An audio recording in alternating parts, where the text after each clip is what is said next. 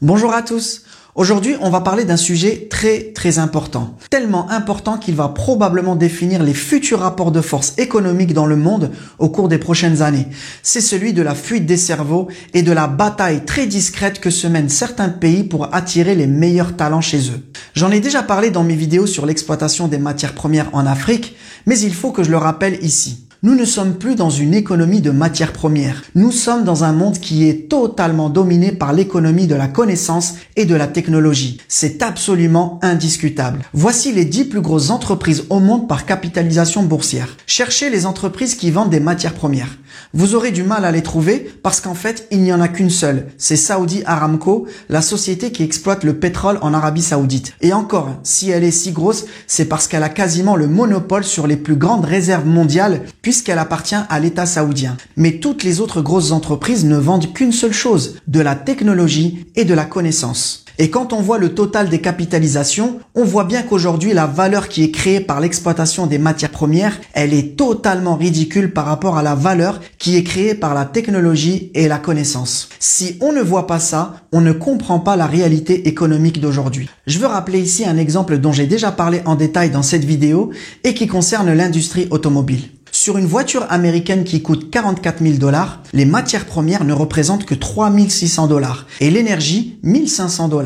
Tout le reste de la valeur, à part la TVA bien sûr, c'est de l'industrie, de la technologie, de l'ingénierie. Et ça va dans la poche de qui ? Des pays qui ont les usines de fabrication, qui ont l'industrie.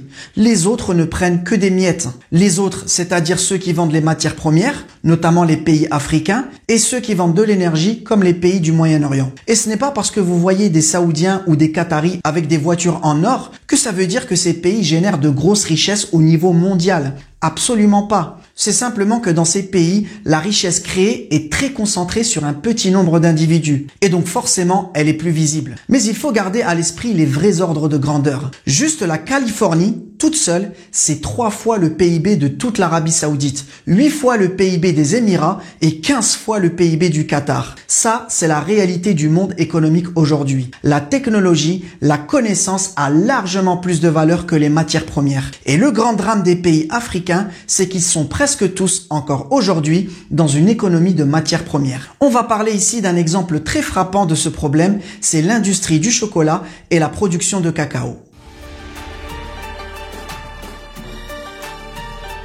Le chocolat est maintenant un produit extrêmement consommé dans le monde entier. Le marché mondial du chocolat est énorme, plus de 120 milliards de $. Pour avoir une idée, c'est un marché qui est plus gros par exemple que celui des jouets. Vous le savez déjà, pour faire du chocolat, il faut du cacao. Et l'Afrique a quasiment le monopole sur la production mondiale de cacao. Les pays africains produisent plus de 82% du cacao mondial. Et parmi ces pays, le leader, loin devant tout le monde, c'est la Côte d'Ivoire, qui représente à elle seule plus de 40% de la production mondiale. Maintenant, est-ce que la Côte d'Ivoire profite bien du marché du chocolat ?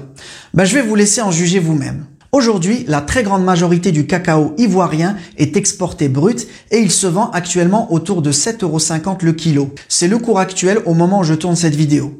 Maintenant, prenons le produit fini. Une tablette de chocolat noir à 99%. Donc, elle ne contient quasiment rien d'autre que du cacao. Eh bien, à l'arrivée au supermarché en France, au moment où je tourne cette vidéo, elle coûte 3,09 € pour 50 grammes, ce qui fait 61 € le kilo. En enlevant la TVA de 5,50 sur les produits alimentaires, ça revient à environ à 58 € le kilo. Et donc, la Côte d'Ivoire reçoit 7,50 €, alors que le prix final en France est de 58 €. Pourtant, c'est un produit qui ne contient que du cacao ivoirien et rien d'autre. Alors certains vont dire oui, mais avec 1 kg de cacao, on n'a pas 1 kg de chocolat noir. C'est vrai, mais la différence n'est pas énorme. Avec 1 kg de cacao séché qui sort de Côte d'Ivoire, on arrive à obtenir environ 850 grammes de chocolat noir. Donc ça n'explique absolument pas cette grande différence de prix. Le prix final du chocolat en France est énorme par rapport au prix du cacao en Côte d'Ivoire. Et donc si on voit ça et qu'on va pas plus loin, la première réaction c'est évidemment de se dire que c'est du vol, que la Côte d'Ivoire se fait piller ses richesses. C'est un discours qu'on entend très souvent pour les pays africains.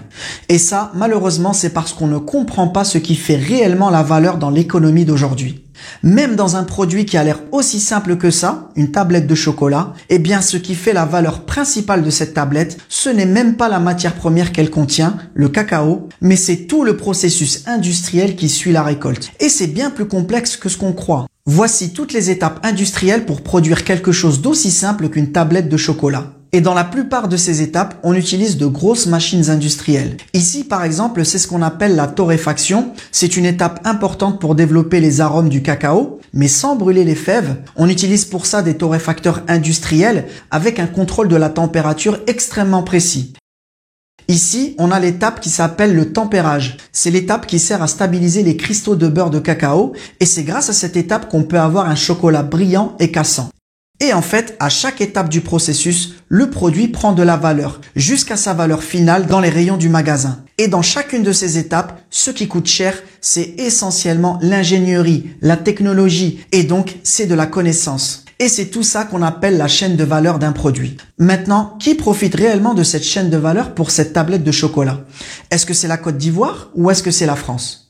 Eh bien en fait, ni l'un ni l'autre. Regardez dans quel pays est réalisée chacune de ces étapes. Bon, vous avez compris quel est le pays qui en profite le plus.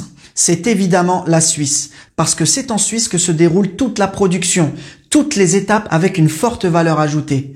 Dans cette chaîne de valeur, du point de vue économique, on comprend tout à fait pourquoi la Côte d'Ivoire ne touche que 7,50 € sur un produit final de 58 €. Et on comprend bien pourquoi l'Afrique ne génère qu'une très petite part de la richesse mondiale. Le cacao ne vaut en fait pas grand-chose dans le prix du chocolat, de même que toutes les matières premières dans cet iPhone ne valent pas grand-chose par rapport au prix final de l'iPhone. Tout l'uranium qu'on utilise dans cette centrale nucléaire ne vaut pas grand-chose dans le prix final de l'électricité. Toutes les matières premières dans cette voiture ne valent pas grand-chose par rapport au prix final de la voiture. Ce qui coûte cher, c'est toujours la technologie. Nous sommes dans une économie de la connaissance et de la technologie. Mais l'Afrique reste encore aujourd'hui dans une économie des matières premières. Maintenant, ça, c'est pas une fatalité. Il y a évidemment un espoir pour les pays africains. C'est d'essayer d'attirer les industriels et donc la technologie dans le pays et en même temps former les meilleurs talents, les meilleurs cerveaux africains pour continuer à développer ces technologies. Exactement comme l'ont fait les Chinois depuis 30 ou 40 ans. Mais encore faut-il que ces meilleurs cerveaux restent en Afrique. Et c'est là qu'on a un petit problème. L'Afrique est un continent qui regorge de cerveaux et de talents. 60% des Africains ont moins de 25 ans. L'Afrique est le continent qui a la population la plus jeune du monde et c'est le continent qui fait le plus d'enfants. En clair, les cerveaux de demain seront en grande partie africains. C'est absolument incontestable. Mais pour l'instant, ces cerveaux ne sont que très peu utilisés pour le développement de l'Afrique. Il n'y a pas assez de technologie sur le continent. Il n'y a pas assez de débouchés. Et donc ces cerveaux sont essentiellement aspirés par les grandes puissances économiques. Et c'est pas un hasard. Les grands pays ont tout fait pour attirer les meilleurs Africains ces 30 dernières années. Vous regardez dans tous les grands pays développés, ils ont tous, mais absolument tous, des mesures spéciales pour attirer les personnes qu'on appelle hautement qualifiées, les ingénieurs, les chercheurs, etc.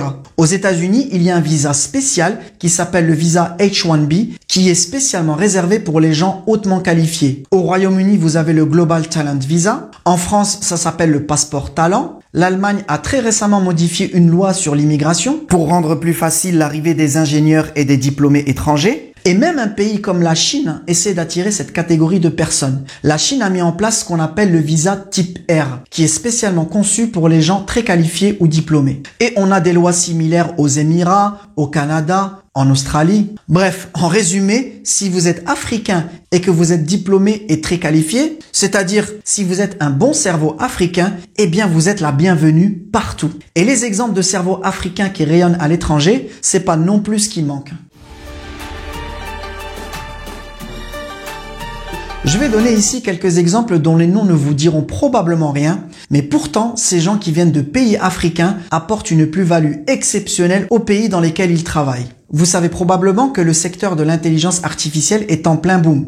Et on connaît les grandes sociétés qui font avancer ce domaine comme Google, OpenAI ou Microsoft. Mais ce qu'on sait moins, c'est que la société derrière qui rend tout ça possible et qui est en réalité celle qui profite actuellement le plus de ce secteur, c'est Nvidia. Parce qu'elle a une technologie spécifique aux cartes graphiques, les GPU, qui sont utilisées dans l'IA. En seulement un an, la valeur boursière de Nvidia a totalement explosé. Elle a été multipliée par 10. Au moment où je tourne cette vidéo, Nvidia est tout simplement devenue la deuxième plus grosse entreprise au monde au niveau de sa capitalisation, devant Apple, Google et Amazon. Nvidia est valorisée actuellement à plus de 3200 milliards de dollars. Je sais pas si on se rend bien compte, la valeur de Nvidia, aujourd'hui, une seule entreprise, c'est plus que tout le PIB de la France. Le succès de cette entreprise est absolument incroyable. Et bien, parmi les meilleurs chercheurs et ingénieurs qui participent à ce succès chez Nvidia, il y a une Marocaine extrêmement talentueuse que peu de personnes connaissent, Yasmina Benkoui. C'est une ingénieure, chercheuse et data scientist et qui est diplômée d'une école d'ingénieurs marocaine, à Rabat. Elle a ensuite été aux États-Unis où elle a notamment participé au développement de la robotique chez Amazon avant d'être recrutée par Nvidia. On ne s'en rend pas toujours compte, mais la plus-value que ce genre de personnes apportent dans l'entreprise et plus généralement dans l'économie du pays où elles travaillent, c'est absolument énorme. Ces gens-là valent littéralement de l'or. Et évidemment, les grandes entreprises de la technologie font tout pour attirer ces meilleurs cerveaux. Un autre exemple dans le domaine de la construction. Chaque année, la Société américaine des ingénieurs civils décerne le prix du meilleur ingénieur de l'année à celui qui a fait le plus avancer le secteur de la construction ou des techniques de construction. Et bien l'année dernière, l'ingénieur qui a été élu le meilleur de tous les États-Unis, c'est pas un Américain, c'est un ingénieur sénégalais, Mor Diao, qui est ingénieur et entrepreneur et il a reçu ce prix pour sa contribution exceptionnelle à ce secteur dans la région du Texas. Autre exemple, Lotfi Belkir, un chercheur et physicien algérien et aussi un entrepreneur à succès puisqu'il a créé l'un des premiers systèmes de scanner automatisés. Il a contribué à faire avancer la recherche au Canada et aux États-Unis et il travaille maintenant essentiellement au Qatar. Ces visages et ces noms ne vous disent probablement rien. Ce ne sont pas des stars du football ou des chanteurs. Pourtant, elle est bien là la plus grande richesse de l'Afrique. Nous sommes dans une économie de la connaissance et de la technologie. L'ensemble de ces gens-là, ces millions de cerveaux africains, ils ont une valeur largement plus grande que toutes les matières premières en Afrique. Tout le gaz, tout le pétrole, le cobalt, l'or, tout ce que vous voulez. Et l'un des plus grands problèmes de l'Afrique, c'est que la plupart de ces cerveaux sont encore aujourd'hui aspirés par les grandes puissances économiques.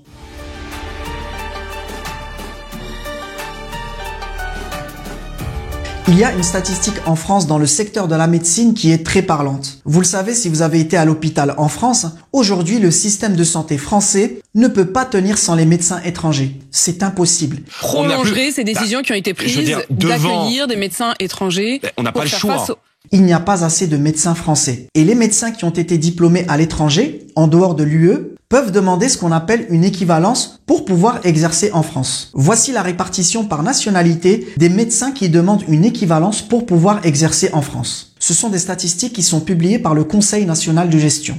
La moitié des médecins qui demandent l'équivalence en France sont des médecins algériens. Et si on ajoute les Tunisiens, on est déjà à plus de 65%, juste pour ces deux pays. Mais un médecin algérien qui vient exercer dans un hôpital en France, il n'a pas été formé par la France. Il a été formé par l'Algérie. C'est l'État algérien qui a financé et qui a fait les efforts nécessaires pour avoir beaucoup de médecins. D'autant plus qu'en Algérie, les études de médecine sont gratuites et financées par l'État. Si ensuite, quand ils ont leur diplôme, c'est-à-dire au moment où ils deviennent le plus utiles pour la société, ces médecins vont travailler en France, ils vont donc contribuer au système de santé français, alors qu'ils ont été formés et financés par l'État algérien. Vous conviendrez que c'est quand même totalement injuste. Quand la France a besoin de l'uranium au Niger, ou quand la Suisse a besoin du cacao en Côte d'Ivoire, c'est pas gratuit. Ils doivent l'acheter dans les pays africains. Pourquoi, quand la France prend des médecins algériens, elle ne paye pas l'État algérien? Certains d'entre vous vont probablement sourire et se dire mais il est fou. Pourquoi la France, elle va payer pour ça? Parce que vous savez bien que c'est pas comme ça que ça se passe. Mais si on suit le principe de justice économique, c'est ce qui devrait se passer. L'État algérien fait de gros efforts pour former des médecins. Si ces médecins vont ensuite aider le système de santé français et pas le système algérien, en toute justice, la France devrait payer l'Algérie pour avoir formé ces médecins. Sauf que, qui a dit que le monde était juste? Le monde aujourd'hui, c'est surtout une question de concurrence et de rapport de force. Et chaque pays utilise les armes qu'il a. La France ne paye pas l'Algérie pour avoir ses médecins, tout comme le Royaume-Uni ne paye pas l'Inde pour avoir ses ingénieurs. Les États-Unis ne payent pas les pays africains pour avoir leurs meilleurs chercheurs. Si les grandes puissances économiques ne payent pas les autres pays pour prendre leurs hauts diplômés, c'est tout simplement parce qu'ils ont trouvé une autre solution. Il leur suffit juste de faire une chose, attirer directement ces hauts diplômés vers eux, parce qu'ils leur offrent de plus gros salaires, de meilleures perspectives de carrière et plus généralement un meilleur cadre de vie. C'est un des plus gros problèmes de l'économie africaine et c'est pas un problème qui est si facile que ça à résoudre parce que de leur côté, les pays industrialisés, eux, ils font tout pour aspirer ces cerveaux et même lorsqu'ils sont encore étudiants.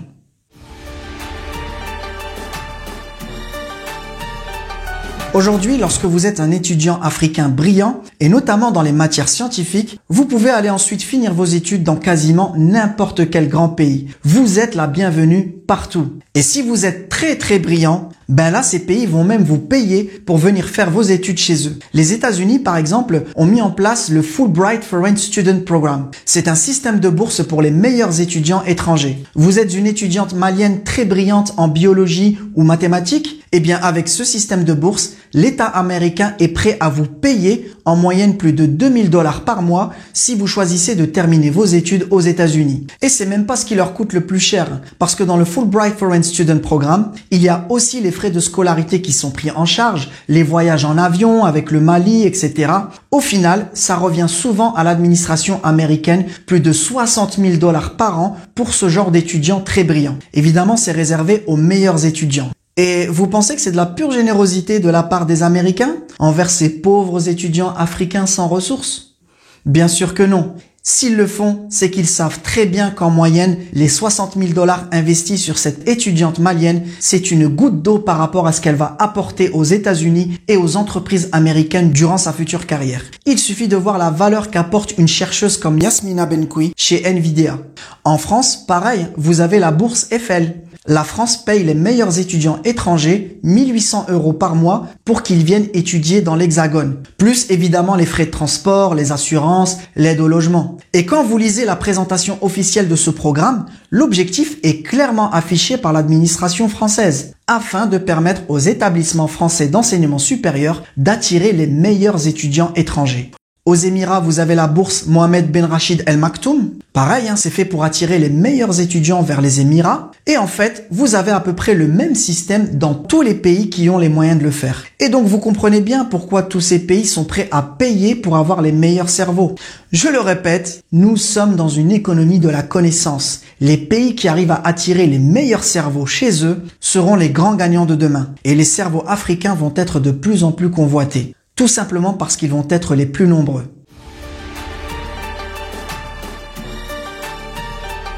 En France, regardez tous les étudiants étrangers. La moitié viennent d'un seul continent, l'Afrique. Et il faut bien comprendre que ce n'est pas n'importe quel étudiant africain qui arrive à être accepté dans une université en Europe. Ce sont en général les meilleurs. Et c'est encore plus vrai si on parle des écoles d'ingénieurs. Demandez à n'importe quel élève ingénieur en France, il vous le confirmera. Les élèves qui viennent des pays africains sont en général très forts dans les matières scientifiques, tout comme les élèves chinois d'ailleurs. Campus France a publié les dernières statistiques sur les étudiants étrangers et voici les 3 pays les plus représentés dans les écoles d'ingénieurs françaises. La Tunisie, la Chine et surtout le Maroc qui représente plus de 21%. Plus de 21% de tous les élèves ingénieurs étrangers en France sont des élèves ingénieurs marocains. C'est quand même considérable. Et c'est encore plus impressionnant quand on regarde l'école d'ingénieurs qui est aujourd'hui la meilleure en France selon les classements officiels, l'école polytechnique de Paris. Le concours de l'X, comme on appelle souvent cette école, c'est tout simplement le concours le plus prestigieux et le plus difficile à réussir aujourd'hui en France. Pour tous les élèves de classe préparatoire scientifique, réussir le concours de l'X, c'est clairement le rêve et très peu y arrivent. Eh bien, regardez les étrangers qui ont réussi ce concours l'année dernière en 2023. Un Tchèque, un Roumain ou une Roumaine, je ne sais pas si c'est un étudiant ou une étudiante, un Libanais, un Congolais, un Chinois, un Chilien, un Algérien, un Canadien, un Autrichien, 10 Tunisiens, ce qui est déjà pas mal, et 40 Marocains. 40 Marocains qui ont réussi le concours le plus difficile en France. C'est absolument incroyable. Le niveau de cette nouvelle génération de jeunes étudiants marocains est tout simplement phénoménal. Et c'est pas moi qui le dis, c'est justement la directrice des relations internationales de l'école polytechnique, Gaëlle Le Goff. Et si vous avez vu mes précédentes vidéos sur le développement de l'industrie et des technologies au Maroc ces dernières années, vous comprenez tout de suite que c'est pas tout à fait un hasard. Et je le répète, nous sommes dans une économie de la connaissance. Ces élèves ingénieurs-là, tout comme les chercheurs, que ce soit d'ailleurs les Marocains, les Chinois et les autres, c'est clairement le nouveau pétrole du 21e siècle. Il faut savoir que les grands groupes en France viennent souvent recruter les meilleurs élèves directement à la sortie de l'école. Et là encore, c'est pas un hasard. Pour les grands groupes français comme Stellantis, Michelin, Alstom, Air Liquide, pour tous ces groupes, avoir les meilleurs cerveaux, c'est aujourd'hui absolument vital s'ils veulent être compétitifs face aux grands groupes américains et aux groupes chinois. Et donc ces élèves ingénieurs représentent clairement une mine d'or aussi pour la France indirectement, y compris ces élèves ingénieurs marocains, évidemment. N'en déplaise à Monsieur Zemmour. Mais c'est la stricte réalité économique aujourd'hui. Maintenant, concernant ces Marocains, qui va effectivement profiter de ces cerveaux? Est-ce que c'est la France? Est-ce que c'est le Maroc? Ou même les États-Unis? Vous l'avez compris, ça dépend évidemment de ce que vont faire ces jeunes après leur diplôme. Et c'est ce qu'on essaiera de comprendre dans une prochaine vidéo. Voilà, c'est tout pour aujourd'hui. Comme d'habitude, un grand merci si vous suivez mes vidéos. N'hésitez pas à laisser votre avis en commentaire et je vous dis à très bientôt.